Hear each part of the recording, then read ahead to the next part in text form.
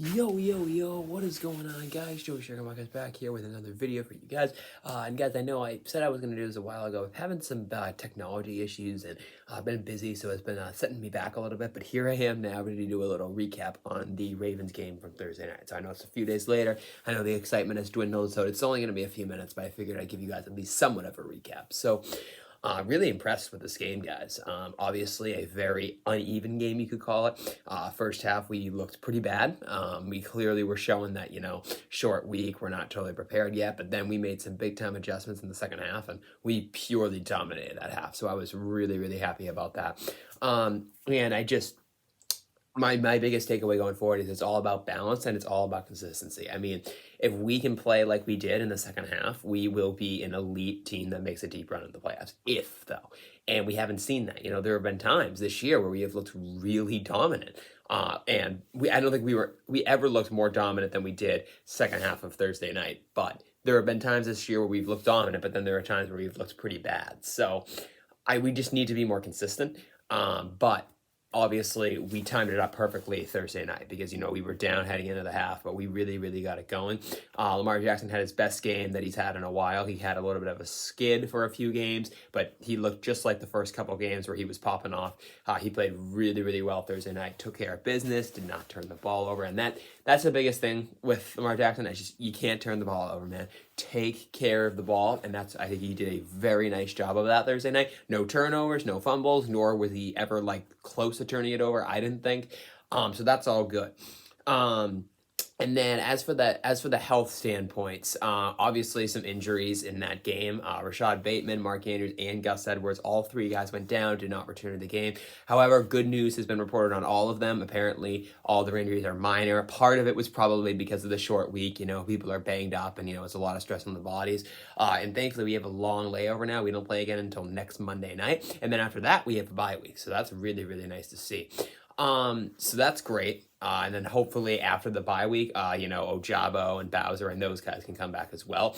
But obviously the player of the game, Thursday night was Isaiah Likely. He really played well. I mean, I don't know. It's debatable. We had several offensive guys who played well. Likely was one, but also Demarcus Robinson had his best game as a Raven. He played really well that game.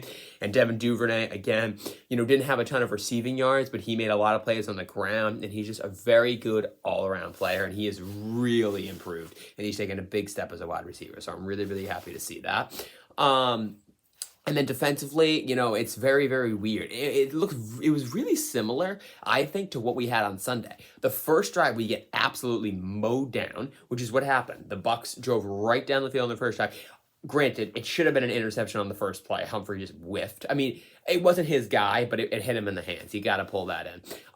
So that first drive was a disaster. Then they marched down the field again the second time, I think, but then we forced them to take a field goal, so it was an improvement. And then the rest of the game, or at least for the next couple quarters, we just really shut them down, and they did nothing on offense. And that was pretty similar to what happened against Cleveland. Their first two drives, they were marching down the field, but then we really stepped up and we played pretty well. Obviously, Chubb gave us a little bit of a hard time. He gives every team a hard time, and we were really doing our thing. So yeah, defensively, it's been weird. We got off to a really rough start, but then we generally seem to settle in. So that's cool, but we also want to make sure that we're better from start to finish if possible. So with that being said, defensively, some players of the Justin Matabuke played a very good game. Justin Houston played a very good game. He has been I am really impressed at how good he's been. He might be old, but man, he still has it. And he has looked way better this year than he did last year. Last year, my indication was, he's kind of over the hill and he's not that good anymore, but he is definitely having a renaissance this year. He's got more sacks than he ever had last year, but he's just causing way more disruption. You're seeing him, whenever he's in, he's causing problems pretty much every play. So it's great to see that. Justin Houston's playing very well. Still not too much from Oweh, but I will say, I've been watching some film and I've been watching some clips. He is getting held a lot. I don't know if there's a stat to see who gets held the most, but he is getting held a lot. You're seeing that clearly. He still needs to play better, but I do think that he's getting held back by a lot of missed calls, and he's just being held, and it's just not being called. So definitely, I hope that refs can pay more attention to that, because if they have to block on 1v1 without holding, maybe the result will be different. Still would like to see more production from Oweh, but I do understand, the holdings are annoying. And then otherwise, defensively, my only really concern about the defense is in the team in general, we got to stop with the blown opportunities, man. We just missed so many of them, and there were 3 drop picks in that game. We won the game, so I'm not going to be too picky about it. But if we're being honest, the game should not have really been that close if it wasn't for those 3 drop picks. 3 drop picks. Marlon Humphrey on the first offensive play for the Bucks dropped the pick. Then Marcus Peters, you almost never see that. The Bucks were driving down the field, but then Brady just threw a bad pass in the end zone, hit Peters right in the hands and he couldn't bring it in. And then, oh, what do you know? Brick hands Clark could not pull it in. It was like a 3rd down and goal, I think, or maybe 2nd. The Bucks were driving again. I don't think it was the same drive, or maybe it was. It hit Clark blatantly right in the hand. Just a bad throw by Brady, and we couldn't pull it in. So that's 3 drives where we should have had turnovers. I actually think they were on separate drives. So that's 3 turnovers that we should have had, and we didn't. And again, we won the game and all, but these missed opportunities, we're not going to get away with them forever. And I actually think for the first several weeks, we were not getting away with the missed opportunities. The past couple of weeks we have, because we obviously missed some opportunities in the Browns game, but still, we got to do better at cashing in on these opportunities. And had we gotten at least 1 or even 2 of those interceptions, the game would not have been remotely as close. So we got to do a better job of cashing in on opportunities. The missed opportunities drive me crazy.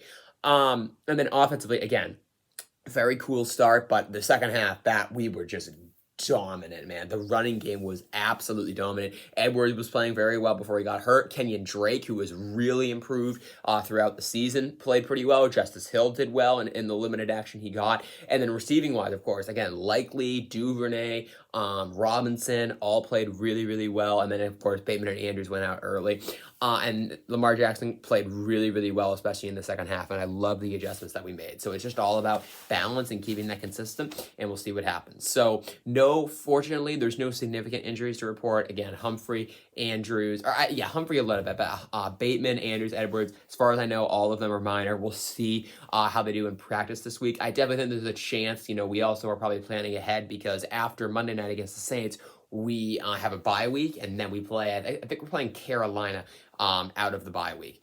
So that's great that, only 1 game in the next few weeks, but I don't want us to get too cocky and just sit a lot of guys on Monday because we need to win these games and stay ahead of the pace. So we'll see what we do, but we'll also find out more to see what they do, how they practice this week, if they're able to practice at all. So guys, that's going to do it for this video. I hope you all enjoyed it. If you did, be sure to drop a like and subscribe if you are new, and I will see you guys next weekend for the Ravens game. Again, the Ravens are on Monday night, so once again, I'm not sure when I'll be able to do the recap, but I'll find time to do it. So have a great night. Have a great afternoon, guys. Thank you so much. Go Ravens, and I will see you next weekend.